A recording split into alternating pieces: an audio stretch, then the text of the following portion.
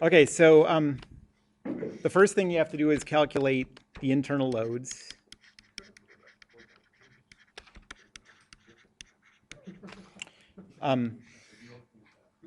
Oh, yeah, sorry. Okay, so calculate the internal loads.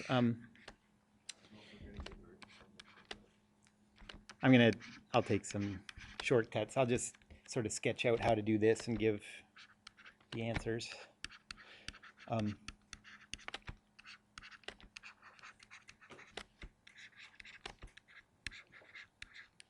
So there are the external loads. So this is the weight, this 1471. In order to calculate the reaction loads, so I treated that as a point force, but the key is that I didn't do it until I chose that I was going to isolate the whole body. Okay, and that's important because when we go to calculating the internal loads, we're going to go back to, a distributed load. RB is equal to 1471.5, and RC is equal to 20,000, 0. And we're going to do one cut between this, and one cut between this and this.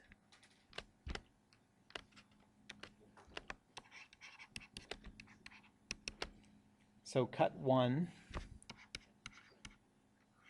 between 0 and 1.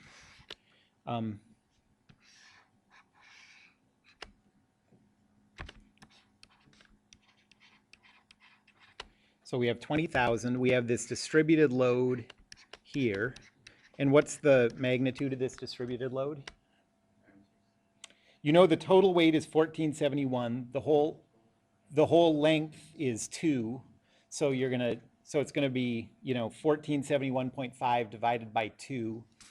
And so 735.75 newtons per meter. And then the internal loads. And now that we've chosen what to isolate, we can treat that as a point force. What's the magnitude of that point force?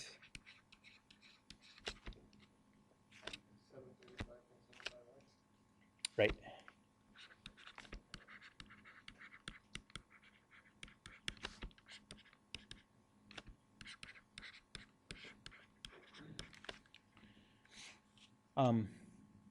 And so if you solve those, you get tension is equal to 20,000. Shear force is equal to negative 735.75x. And the bending moment is equal to negative 367.88 x squared. Oops.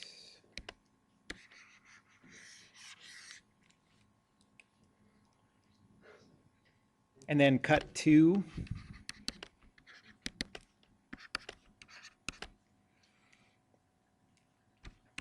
We're looking at the values between 1 and 2.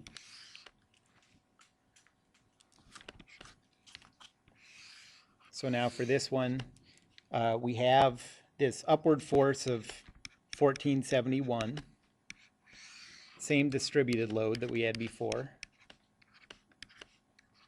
So this is 735.75 newtons per meter.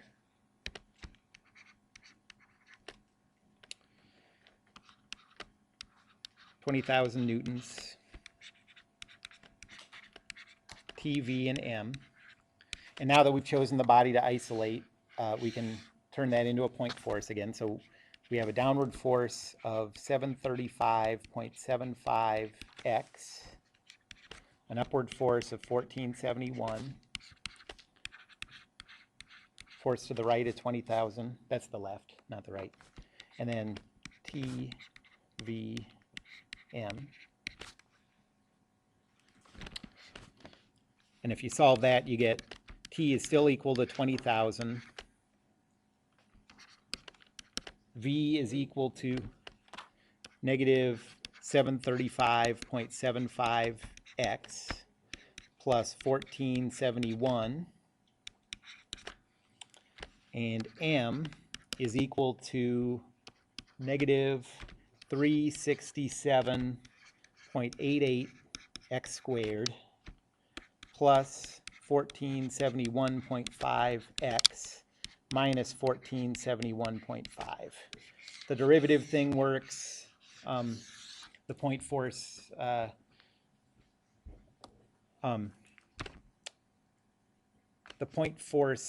vertical point force things works with the shear force. And so we end up with graphs that look like this. So for the tension, you just have positive 20,000 the whole way.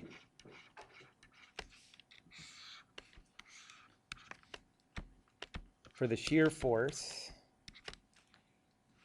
you have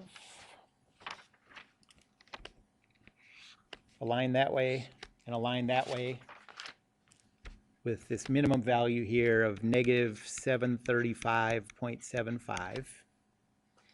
And then for the bending moment, you have a little cusp thing.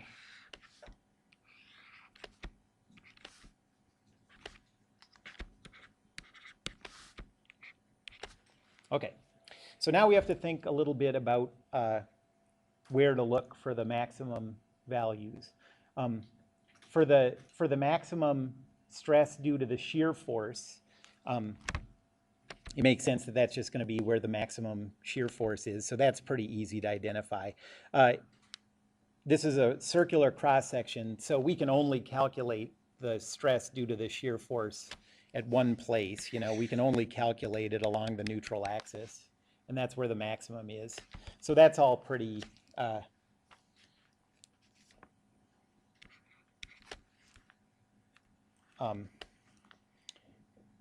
pretty prescribed, and I got a value of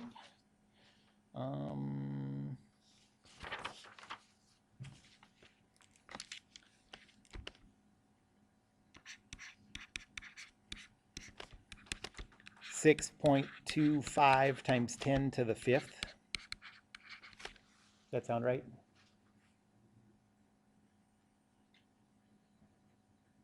It's not. What did you get? Did you guys get stuff that matched? I got 3.1 times 10 to the 4.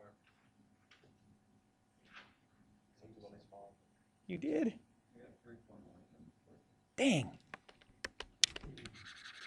All right. Well, I'm going to go with the majority. What was your max shear? Negative 735. Times 4. 3.1 squared.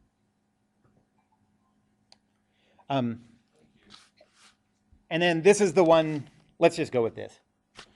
And then this one takes a little more thinking. So everything has a tension, you know, due to the internal tension of 20,000. So your first thought is most likely your maximum absolute value of tension, you know, of normal stress is going to be where the beam is in tension, right? Because that's going to add to that 20,000, not subtract. That can be a little, it can be a little trickier than that if you have y values that are different, positive and negative, above and below the neutral axis. Can you picture that? Like, if you had something where the things above the neutral axis were in tension, it's bending negatively. But you have a huge farther distance below the neutral axis than you do above the neutral axis. It's possible that the compression that you get because of that increased distance below the neutral axis will more than make up for adding that extra 20,000 to the top. In this case, you don't have to worry about that because the symmetry of the shape, y is the same above and below. But that's something, so this is made easier because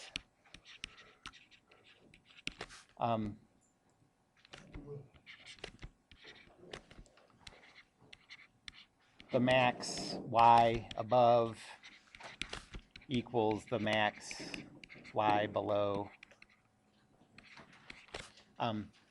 Okay, so, right, you're leaving.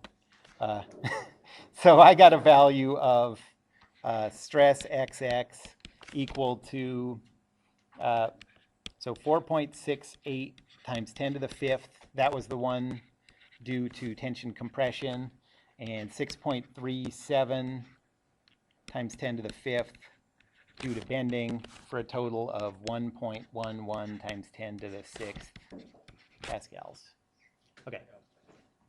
All right, sorry, I went a little over. And then also, so coming down the pipe, it turns out that you get different values for normal and shear stress if your coordinate system orientation changes. So eventually we're going to talk about how to find the coordinate system that gives you the true maximum shear and the true maximum normal stress. Okay, so that's stress transformation using rotation matrices and stuff. That's when it gets real. You mean the real? Yeah. Okay, so where's the free